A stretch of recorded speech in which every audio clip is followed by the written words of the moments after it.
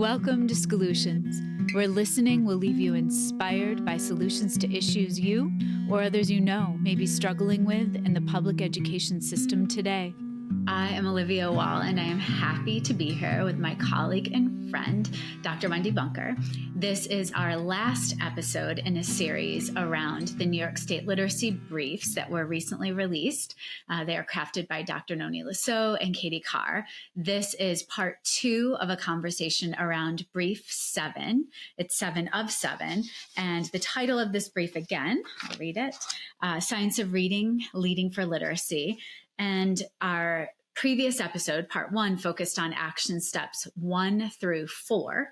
You can check that episode out. It's season 3, episode 34. This episode, we're honing in on leadership action number 5.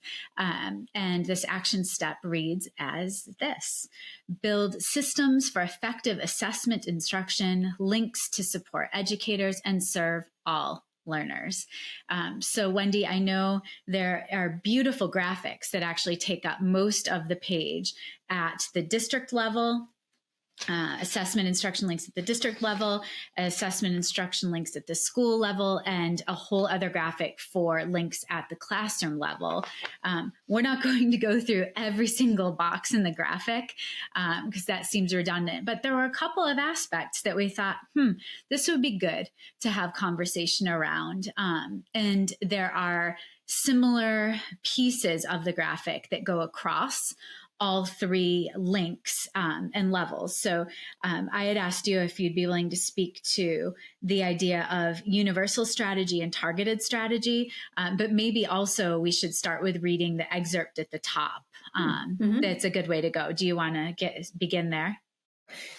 So, of course, Livy read the title, and then under that, building systems of effective assessment instruction links, it reads, with the assessment system in place, leadership teams are poised to build systems that facilitate differentiated instruction and interventions, with the goal of ensuring all students can access rigorous, age-appropriate learning and teaching. Many of today's frameworks, including response to intervention, multi-tiered systems of support, and the Individuals with Disabilities Education Act, reflect these design principles. Below, we outline the design of systems for assessment instruction links at 3 levels, and as Livy said, district, school, and classroom. Yeah. And so you and I did talk about the 2 headers really on all 3 of these charts, which are the universal strategy and the targeted strategy. And at both the district and the school level, that's under the universal strategy, we're examining aggregated data. So any assessment that's done within the district. And a lot of times what we're talking about here is beginning of the year data from screening assessments. So how many students, what percentage of readers in this case are proficient, and how many students, what percentage of students would be considered at risk or below proficient. And so looking at that as a whole, we can start to make preliminary decisions about where we might need to go. At the building level, we're, again, looking at that aggregate data, still thinking about the proficiency levels and the above grade levels. And again, how are we interpreting those data, and what does that mean at the building level? And then, of course, at the classroom level, that's very specific into groups of learners within a grade level and within a classroom. When we think about the targeted strategy, in that case, both for district and school level, we're looking at the disaggregated data. So by group, it could be racial group, it could be students with disabilities, English language learners, so any of those subgroups that we look at the state level, we can use at the district and the building level to help us be sure that we are thinking about social emotional learning, that we're thinking about the culturally responsive and sustaining education. And then at the classroom level, which students and which groups of students need more support. So last time we talked about that pyramid where we have all students, some students, and a few students. So where in that pyramid are our students falling within our classrooms, but also within our buildings? Yes, that's it. That's a really lovely breakdown. And I keep thinking of the idea, the very first sentence you read, with the assessment system in place, fingers crossed, leadership teams are poised to build systems that facilitate differentiated instruction and interventions. And it goes on. But that idea of leadership teams, and I know that I've been working with schools, supporting schools since 2006, and the work is most sustainable. The work is most productive and in service of children if every layer of the system, every level of the school system is involved and has a seat at the table. I'm advocating more and more for outside community, for caregivers to also be at the table. But even with MTSS, I was recently having a conversation with a group of Kansas City teachers that they did not have a seat at the table during the MTSS meetings for their students. And all of the decisions were being made based on one assessment tool. And so I think that this really calibrates, who has seats at the table, whose voices are being uplifted in service of our children with that asset-based mindset. And I also think of the term parallel practice often because every layer of the system needs to live and experience these models and this way of thinking and studying data and the aggregate and disaggregated data as well. I've mentioned to you, I really appreciate the questions. There's a little box at each level that has a tan background. And so at the district level, the question that we're left with to think about is, what are the implications of these patterns and trends for our district-wide approach to literacy instruction? And that's such a great, essential or bigger question to start with as a district and open up conversation. I see these as conversation starters to sit with people at every level. And then the question at the school level is, are these patterns and trends reflected in the school's tiered approach to literacy instruction, which is what you were just speaking to with the pyramid? And then at the classroom level, that question box or the offerings are a little more in depth. The first question, does our school have data use and interpretation practices that support a tiered instructional approach? Here's my concern with that question.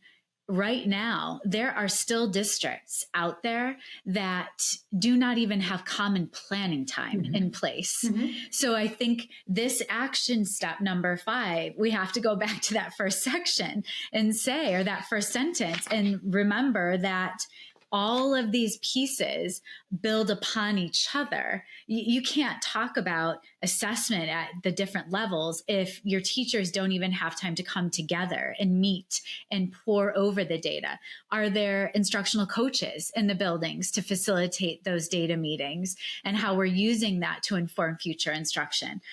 So that was something that was like, there's a lot to be done, Wendy.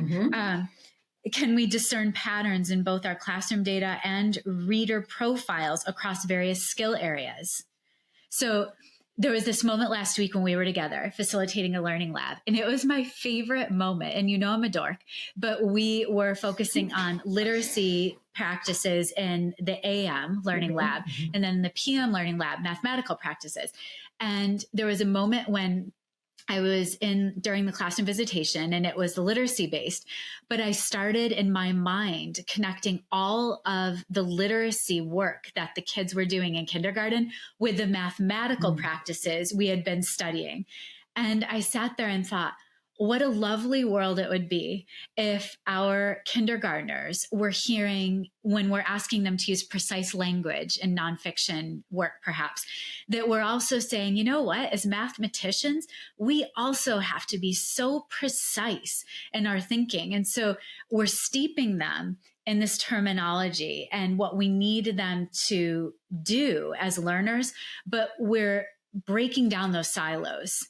And I think that's such a lovely way to think of this work as teams and how we are creating this universal understanding of the work. And then there are two questions for the classroom level. Do we regularly ask, what percentage of the class has achieved grade level proficiency in foundational word reading and language plus comprehension? What percentage of the class is still working towards this proficiency level? And how can we meet the needs of this group? So that goes back to that most, some, and one or few, and how are we tailoring our instruction?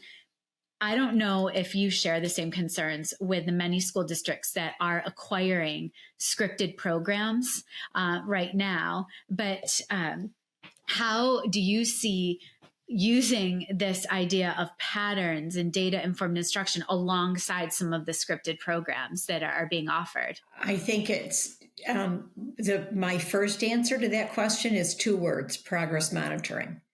So whether you're using, no matter what you're using, students at all levels should be progress monitored. Obviously, the students who are experiencing the greatest difficulty with, let's say, foundational reading skills, because that's sort of the focus of this, they need to be progress monitored most frequently.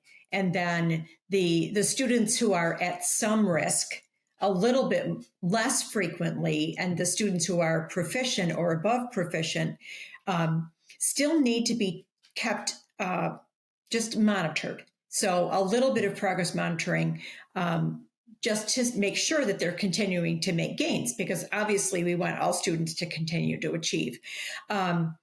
So that in a nutshell, progress monitoring for any program. Yeah. And I want to just jump back for one moment to when you were talking about the teams and how we build teams. And as you were talking, I thought of thinking about the why. Why are we building a team? And then what is our intention regarding students? Because when we think about those questions, we're more likely to build a broad team that addresses all levels across a district and bring in participants in the team that we might otherwise say, well, we'll get to them later. For example, teachers. That's so interesting. And I also think of the kids that start in kindergarten. I'm editing an episode today that's coming out soon. And the teachers were saying, the two children that they speak to as success stories were put into tier 3 intervention in kindergarten. And then year after year after year, they just stayed tracked in that tier because of the one test that they were using as a progress monitoring data point. And the teachers finally spoke up and said, but these children are so much more than this data and that we're seeing from one assessment. And the kids had actually voiced they hate being pulled out of the class and they believe they could thrive. I mean, at this point, the children are in 4th grade, but they had been stuck in that tier 3 because of the assessment. So I would also say that it's so important that we listen to children. Why are we not including children at the table so they can also advocate for themselves? And maybe not at the data meetings, maybe like you would have to be really thoughtful about it. But we have studied the idea of student-led conferences. So I think that could be a way of bringing student voices in, and the idea of using portfolio-based assessment as a tool instead of everything being this broad, aggregated assessment tool that is a measure for the district. I think our students are so much more than a test score. And that just, to me, is important to consider as well. Certainly. I think, again, it goes back to purpose. If last time we talked about the constrained and unconstrained skills. So in my mind, this focuses so much on the constrained skills where we know what mastery looks like. So when we're talking about that sort of thing, reliance on data, both at the test level data, but also what our student daily performance is looking like. So the anecdotal notes that you might take, that gives us such a great picture that sometimes I think that alone brings the student, even though the student's not present, brings the student into that conversation. That's so true. Yeah. So to me, that's it is just looking at data, but it gives us a picture that helps us move the students forward so that they're not constantly in that RTI world. Yeah. The most important thing that I adore with our work with teachers and the coaching element of planning, it's really looking at and seeking out patterns.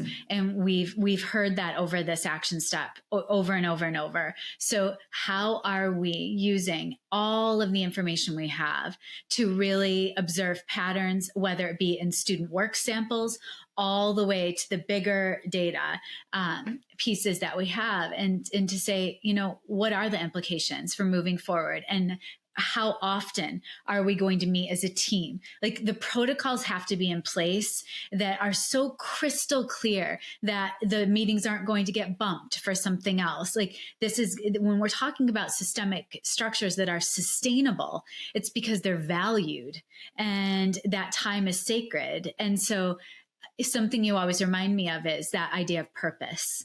We have to know the why behind this work. And that, to me, all of these briefs, one of the biggest purposes is to calibrate the why. Why do we need to have our focus so strongly be around comprehensive literacy instruction, around the science of reading practices, so that then we can really serve our students the very best ways possible, because this is all about kids, the children, and meeting their needs and helping them thrive. So this has been a gift to have these conversations with you, and I just appreciate your insight into this work. So thank you. You bet. I enjoy them too. Yeah. I know we are going to wrap our conversations this season with a reflection episode just around our coaching work in general, because we've been in a coaching project journey for about 3 years now together.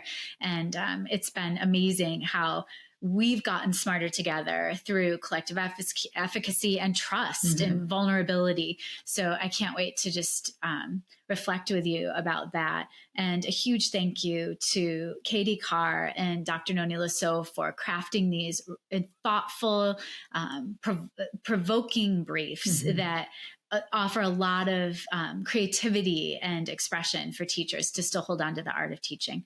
So thank you as always, my friend. Thank you. See you soon. Take care. See you soon. Scholutions is a podcast created, produced, and edited by me, Olivia Wall. Special thanks to my friend and colleague, Dr. Wendy Bunker. Also, a big thank you to my older son, Benjamin, who created the music that's playing in the background. I would love for you to share the podcast far and wide, leave a review, subscribe on YouTube, and follow us on TikTok, Twitter, Instagram, Threads, and Facebook at Scholutions Podcast.